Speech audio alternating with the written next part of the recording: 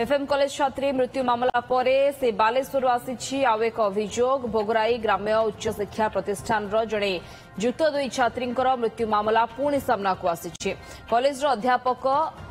जगज्योति चांद नारे अभियोग होईछि। जुलाई 3 तारिख में 2021 नाबालिका छात्री जनक जीवन हारी अध्यापकों पाखरे छात्री जनक ट्यूशन जाउथिले कौनसी कारणरू छात्री को प्राक्टिकल रे मार्क कम देथिबारु से एथिरे निराश होई चरम निष्पत्ति नैथिबा तांकर बापा अभियोग करिसंती। एने से थाना रे एतला देथिले भी कोनोसी कार्यानुष्ठान होइनी तेणु एबे पुणी थरे तदंत पई दाबी करिसंती छात्रीक बापा। अपरपक्षे सबु अभियोग को खंडन करिसंती अभियुक्त अध्यापक जगज्योति चांद।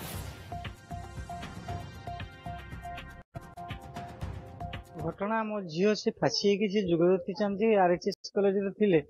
से बर्तमान भी अच्छा से बहुत माने हाई लेवल लोक से जनाऊँगी तेणु आम निया चाहूचे झील ताहारी फासी मुझे मार्क दे छुआ हूँ टपर छुआ तेणु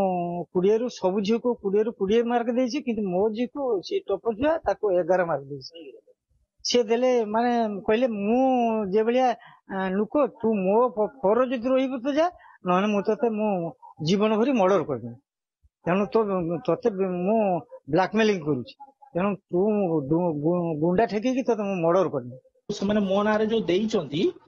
जिनसे किसी नाही बोली माने मु जहाँ जानी से भी थाना जो इनफॉरमेशन है जो प्रैक्टिकल मार्क कथा को नहीं कि मो ना इश्यू करिसेंती सेटा होची माने +3 पिलांकर आपण भी जदी जानी थिबे गोटे 20 मार्क रो इंटरनल हुए 20 मार्क जो इंटरनल सी पिला को 17 मार्क बोधे दिया हैतला 17 मार्क माने होची आपनकर 85% तो 85% मार्क देला परे जदी छने मो ना रे कंप्लेन करिवे आ की करिवे से गुडा मु आ कोन करि परिमी आपन कोन आ सेते बेले माने सीनियर सार माने थिले से सार माने सब रिटायर्ड हे गेलनि भी